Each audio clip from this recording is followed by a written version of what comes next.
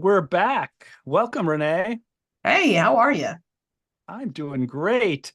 I can't believe where the year's going. It's already the middle of July, and I'm thinking about harvest. There's a lot of stuff to get ready already.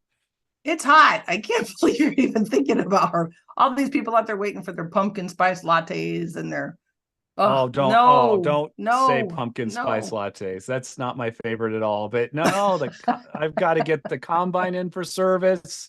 No. It's go time. I've got a new It's grain the season. system I've got to learn. So there's a lot to get done in the next couple of months. A lot to get done. So That sounds crazy. It is so hot. How can anybody be thinking about harvest? But yet here you are. You're a farmer. Well, welcome back, everybody. Today we're going to be talking about the last part of our strategic planning series, really about project implementation. We're going to dive a little deeper. Last time we talked about making that big plan, getting it kicked off, and then, well, how do you use it from there? And so today we're going to dive into what that should look like, how do you use it, and then talk about, like what are you going to do with all that data you've collected, all of that. So Jason, to kick us off, we've got that big plan now. We did like our couple of hours, got everything kind of spelled out, everybody's input. And then where do you go once you get all that put together and you kind of get your pieces put out, maybe your strategies, your goals? Then how do we make sure that we actually do something with this and it's not just sitting there in the cloud gathering space? What do we well, this do? is where we've got to implement, right? We've got to follow the plan. We've got to look at the goals and objectives and what we said we're going to do in the plan. We've got to see if those things came to fruition, and we've got to pivot and make changes as things change. And I guess, kind of talking about, when I was talking about farming, Renee, farmers just do this innately, right? Every Yeah. year I'm planning throughout the entire year. I'm thinking not only about all my Mm-hmm. inputs of what I planted in what field. I'm already thinking about what I'm going to plant on the same field next year because I'm making Mm-hmm. fertilizer and nutrition choices. I'm thinking about combining 2 or 3 months before I even am going to have to Mm-hmm. go do that. So I'm constantly strategically thinking about what all things have to happen in order for me to be able to do the next step. And really, that's no different as we think about implementing business strategy. When we Yeah. think about what we've helped people to guide them through, telling us where their opportunities are, what things do they need to be avoiding, what areas do they need to be focusing on, that's what we're talking about here is how do we keep everyone kind of talking about that, and how do we make sure it actually happens? We've talked about the data and the check-ins and how Mm-hmm. important it is that we do that in the last couple of episodes, but it's really important to keep it in front of us. And so I'm visual, and so, I'm big on, I talked in the last episode about, your strategic plan, you should have a one pager that anyone can just pick up and look at and say, okay, are we on track or off track? Are we meeting the goals and Mm-hmm. objectives we all agreed to 6 months ago? Or are we off track and did we go start doing something else and really didn't make the decision to do that? And so I think that's really where we all have to start, right? Is Mm-hmm. are we on track? Are we following the map that we said we are going to do to get us Yeah. from point A to point B? Yeah, and I know for myself, the non-farmer of this crowd, I use the quarterly system for planning, and that's just for me good dates to keep in mind. So I do planning on a quarter, but with an annual plan in mind, and then I have a 3 to 5 year plan beyond that. But that strategic plan for me is kind of that 3 to 5 year plan for me. And then I have an annual plan that should get me closer to that 3 to 5 year goal every year. Then I break that down further and look at it at the quarter and then at the month and then each week, and can even break it down for me for implementation into each day, seeing that I'm doing things that move toward my weekly goal, that moves toward my month, that moves toward my quarter.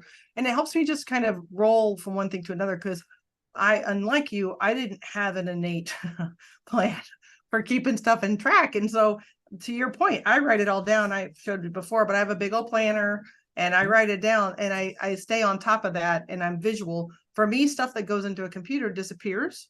And so Mhm. my brain doesn't remember it's still there. It's checked the box somehow that it's done and it's just gone.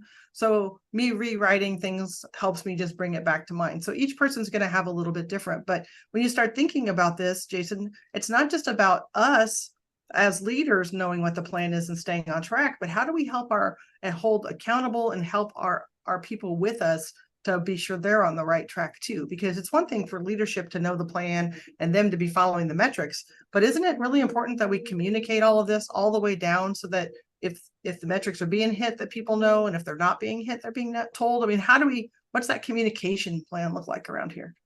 Yeah, and that's where I say it has to be visual, right? And that's where I go back to that one pager, however you want to distill it down so that everyone in your organization can clearly understand it. I'm a big fan of timelines, right? Mm-hmm. You could really graphically illustrate where we are today and kind of what our goals are and how they overlay on where we want to be in 6 months and a year. And so I love to have a plot chart graph. I don't even know what it's called, right? But I love to be able to plot that out and show it to people because I can actually see the wheels turn. We did a meeting. We helped an organization do a staff meeting, right, and help everyone on staff understand that there's going to be big changes coming in this specific entity, and we Mm-hmm. laid out a timeline of all the decision points, right, that leadership had, that senior staff had to make decisions about the future.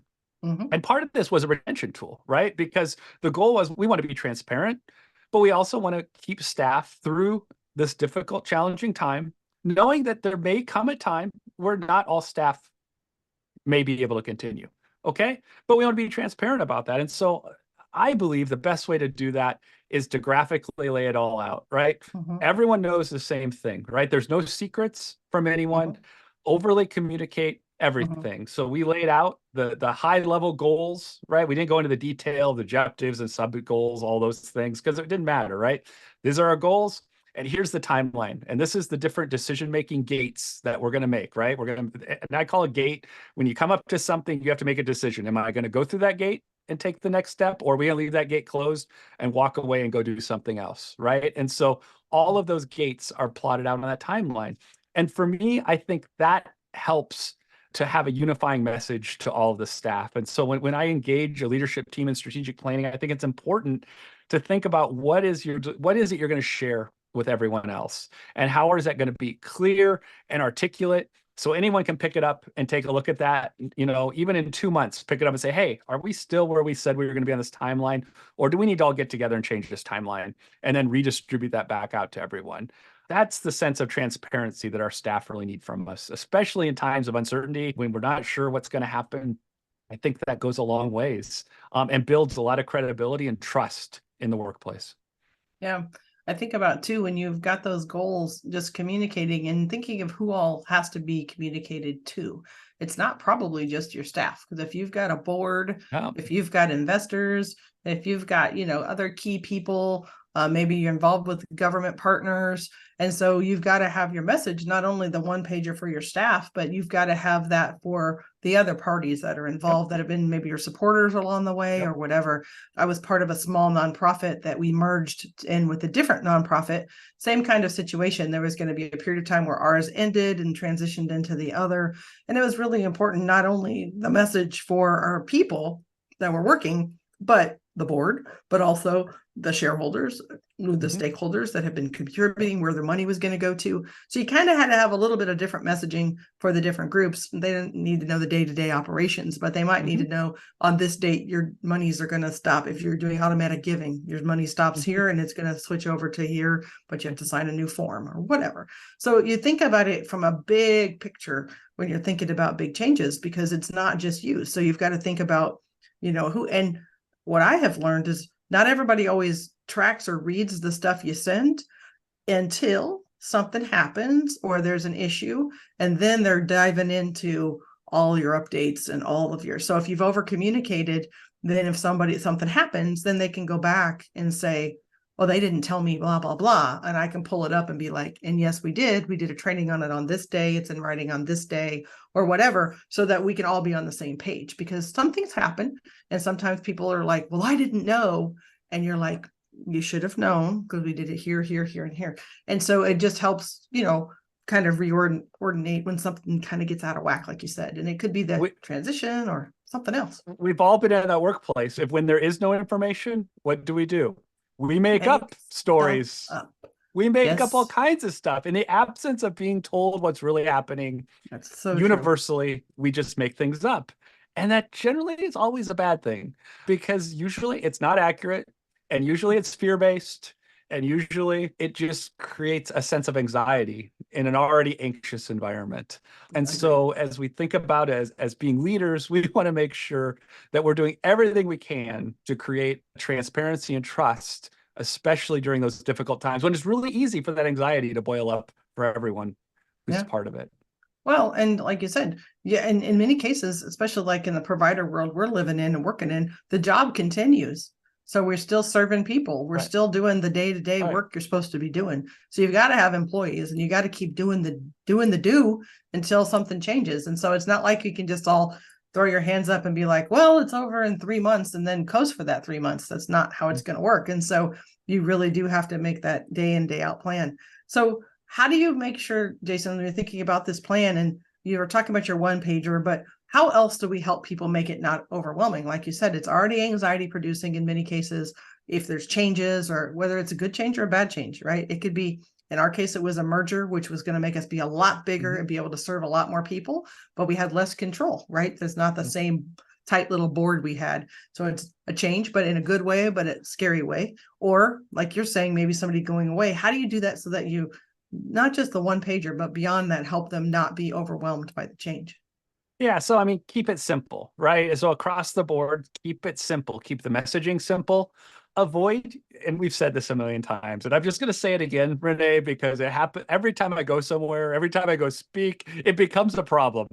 Never use acronyms. And Oh I my don't gosh. know why people create acronyms. It creates misunderstanding. And Yes, it I've does. been at conferences a lot over the course of this summer, and I can count. I think I stopped counting how many times acronyms were misunderstood in the midst of a presentation that was supposed to be helping people to understand something.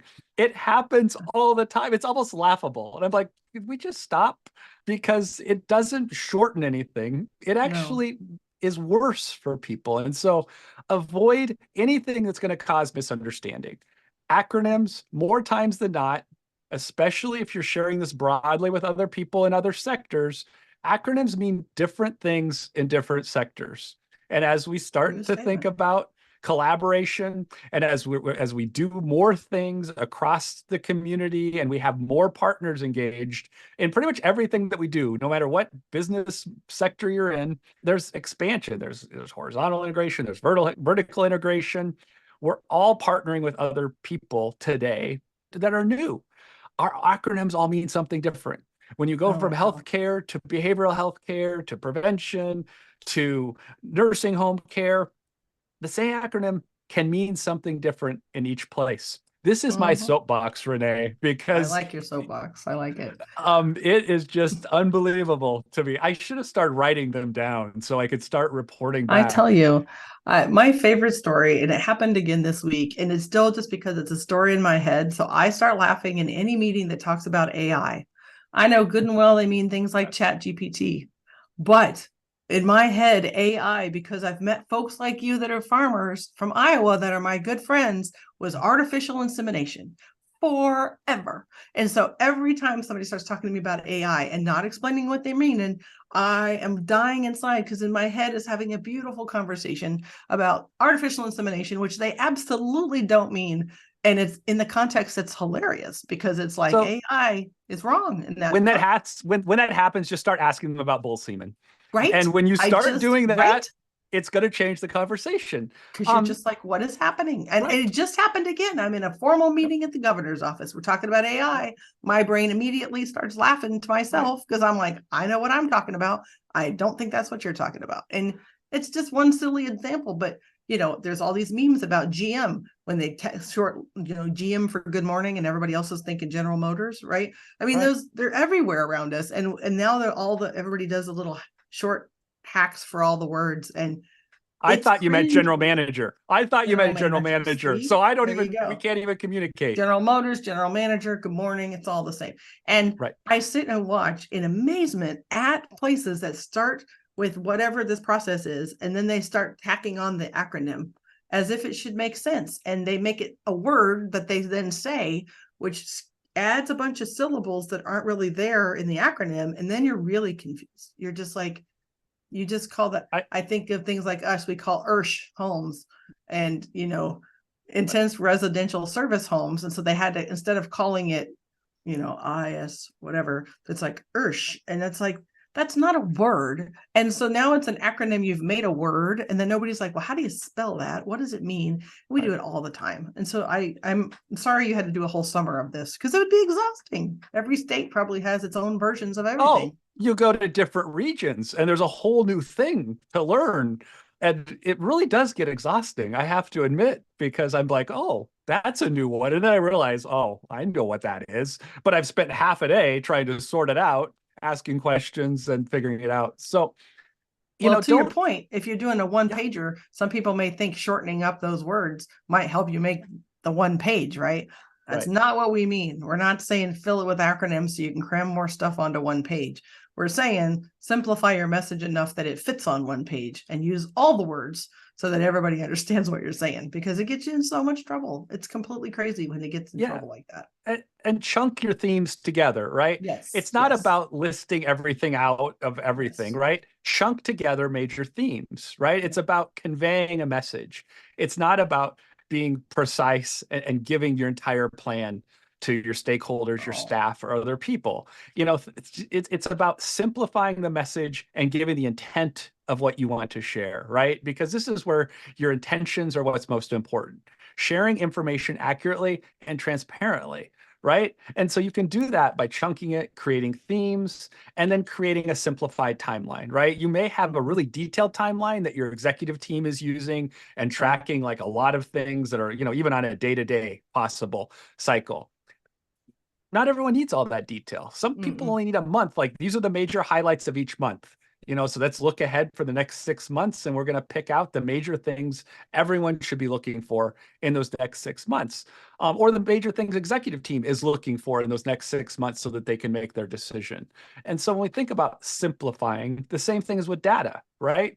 Don't share all of the data, right? You share the key data points that are important that you want to highlight to people around you. And that doesn't mean just the good data. It means the data, right? And so there's going to be a lot of choices to make, but simplify what you want to share. And it may be, that sometimes it's hard to share things because it may not paint your organization the way you want it to be painted, because sometimes the data may say something that's uncomfortable. Well, that's okay, because that's what it is. So it's better to share it and be open and honest about it, and then have a plan for if it's something you want to change for the next time you share it, then to have a plan and buy-in for why that number needs to change, or what needs to happen, what everyone needs to do to help that number to change in the direction that you want it to go. Yeah, we've had some data that we didn't like, or the governor's office specifically didn't like, and all it took for us was really starting to track it and to keep it top of mind, and it had jumped immediately to another number that was a whole lot more tolerable, because it was just top of mind and it hadn't been an intentional, purposeful, not doing it the right way. We just lost track of it and just weren't paying attention. And so it was like as soon I was like, I was told like in October last year that I was going to need to bring it up. So I made a goal to have it up by Christmas. And I think we had it up in like a month. It wasn't even as hard as we thought it could be, because it just took a couple of pieces of information and tracking, which is my big point on data. When we talked about data last time, about importance of it, but somebody has to be assigned the job to track it, or to monitor it, or to report it back. Otherwise, it just sits there. So like, I know last time we talked about in our own business and Rural Policy Partners that Molly is that person that tracks for us. But had she not been tracking the information that you're saying now it may not be useful, we wouldn't know that, right? We would just be continuing to track, continuing to think it's useful. And then somewhere down the road, we're like, hey, what about that information? It'd be great to know that now. And then it doesn't do what you want it to do. And how often is that, where you're not looking at quite the right thing, or you thought you were, but the input coming in is different or whatever. So it takes somebody kind of monitoring. So one of the big pieces of implementing a plan is who's responsible for that. And there's different pieces of responsibility. Who's responsible for collecting the information, to reporting it, and then, monitoring it, and then, doing that loop back to see if it's making a difference. Because again, I'm going to say this because this is my soapbox for the week, but reports for no reason don't make any sense. And it's like, just report it to say that you checked the box and you reported it. If nobody's reading it, nobody's using it, nobody cares, why are we using that time and effort to put something together that you don't want? It's like, that's a perfectly good example to circle back and be like, is this doing what you hoped it would do? And if it is, who's using it? And if it is, great, we'll keep it, we'll continue doing it. But if you track that down and nobody's using it, nobody's looking at it, nobody cares, it's just something you've always done, well, maybe that report should, go away, and you could put that information into something else that's a lot more useful for your team in the season you're in today. So Jason, what do you think about that as far as tracking those key performance indicators and metrics we talked about last time? How do we do that well? Well, and I think if the data isn't helping your business function, and it's not helping you guide decision points of how your business functions, then stop doing it, because it takes time. Your time is precious and could go somewhere else. And I think that's the key element is having an honest discussion about data when you come back together, whether it's monthly or quarterly, to do that. And when we think about strategic plans, and especially when we have special projects, it may not be somebody on your team that has the time freed up to be able to do that. And so, that's where sometimes on strategic planning, we come back monthly or quarterly, and we lead and facilitate that check-in, because we can ask some of those questions as a third party. We talked about this last podcast, right? As kind of that outsider that isn't biased, we can just ask some of those questions nonchalantly, and then people, it always it kind of shocks me sometimes. Like, I'll ask the question of, well, why, can someone explain to me why we would gather that information again? And there's silence, and I'm like, and then there's kind of a, sometimes people kind of look down at the floor, and then there's kind of this embarrassment of, if we don't know why we do it, you told us we shouldn't do it. I'm like, well, I did say that, didn't I? Yeah. So can anyone here tell me why we should continue Right. to measure this? And if the room goes silent, everyone says no, then we have And a what pretty are clear, we doing? Right. you know, And in our world of providers with healthcare, or I have data on folks that are, been incarcerated, that which is a very protected amount of data. The yeah, FBI is very clear about my spot yeah, on that, and it is very clear on your spot with HIPAA, right? Those mhm, two spots are very yeah, clear. Sometimes we over collect all kinds of mhm, personal information for no really good reason. And, there's many, many, many more chances of breaches and loss of confidentiality and getting into big trouble by over collecting information sometimes, just because, well, we don't want to not have it, kind of thing, when this process would help us avoid those big pitfalls. And so you see all the time that your data was breached or whatever, and sometimes I'll get a message about that. Didn't even know they were collecting my data necessarily. So then I'm thinking, first of all, why were they collecting my data? Second of all, did I approve that? And then third of all, like, okay, now what are you going to do that it's breached? What does this mean? Right. So it's like sometimes we collect more than we even need, and that can be problematic. And so there's big implications, liability wise and otherwise, especially in healthcare and in incarcerated individuals, thinking about, well, what information do we should be really be keeping, and then how do you keep it?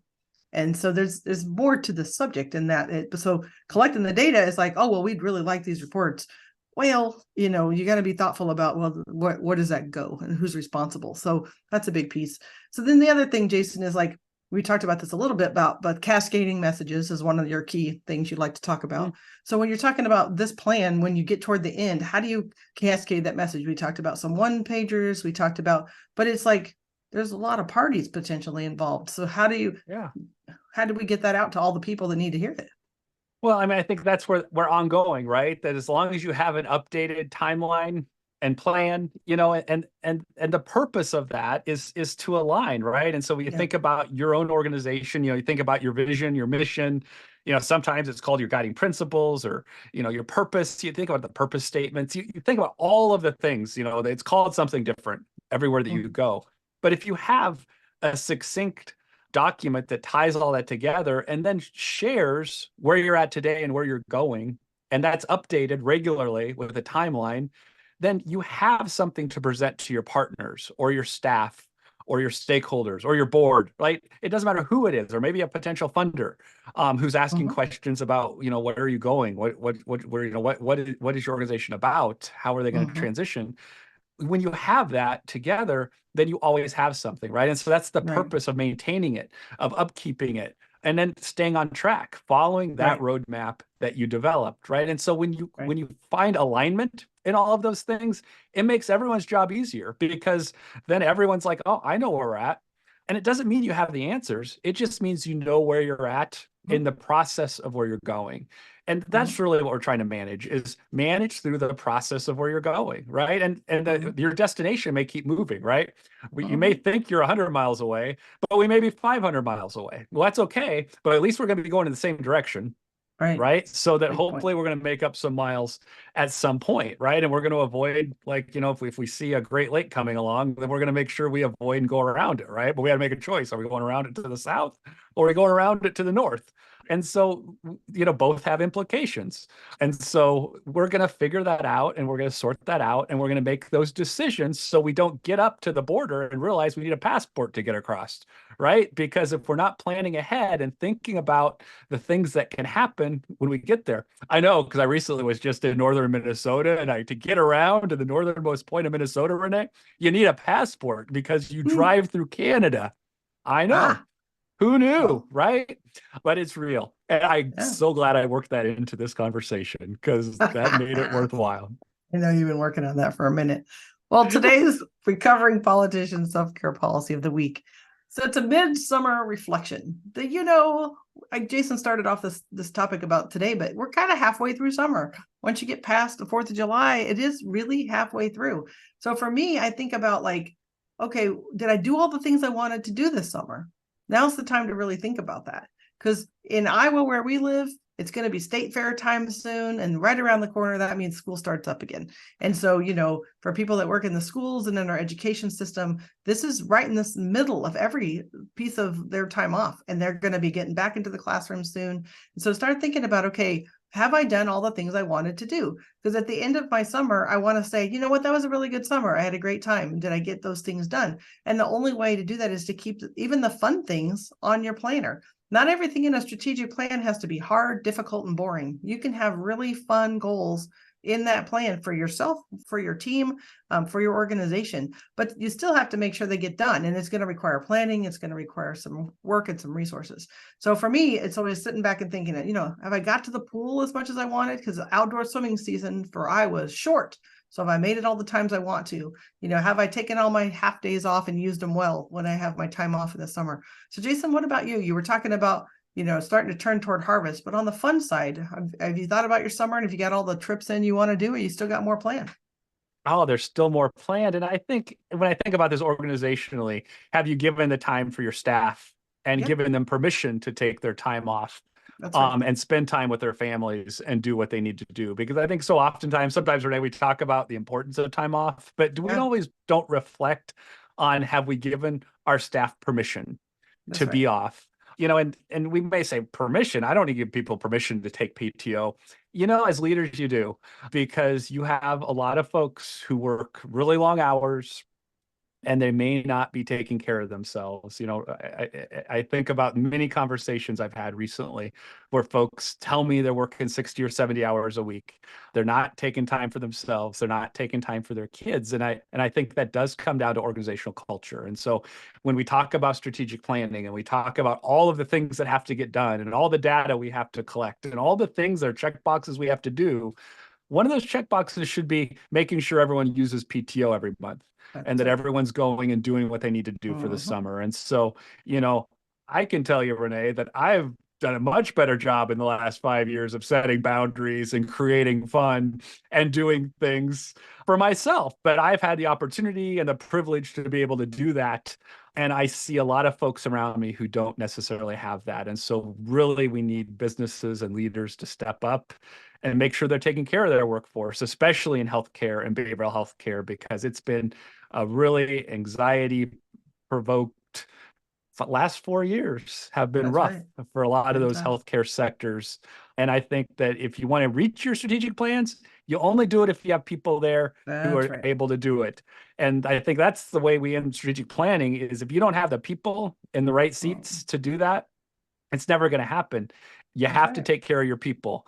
That's right. No ands, ifs, and buts about it. No, and right now is a really great time to think about it for yourself and for your team. Have you guys used your summer to rejuvenate and to refresh and to get ready to go again It's really important. So today we talked about project implementation and just thinking about, like, once we got that big plan, how do we make it happen? And a big key is communication, just making sure it's simple without the acronyms, that you can understand, that, you know, is enough for the different types of collaborators and stakeholders that you have as part of your team. It needs to be a little bit different depending on who you're talking to. So making sure that's all important. So next time we're going to come back, we're going to talk a little bit different. We're going to come to you from another location and chat about all the travel that we've been doing this year and some of the news and what's Rural Policy Partners doing out in the world. So we'll see you next time, everybody. Have a great day.